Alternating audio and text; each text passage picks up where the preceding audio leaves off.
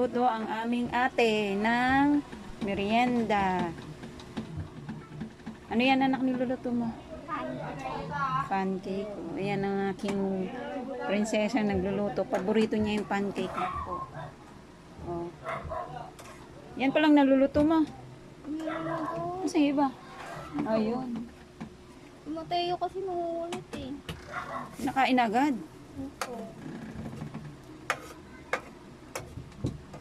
Aba, galing na magluto.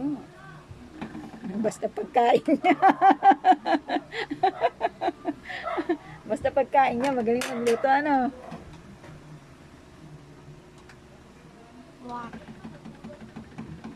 Meron pa. Niluluto.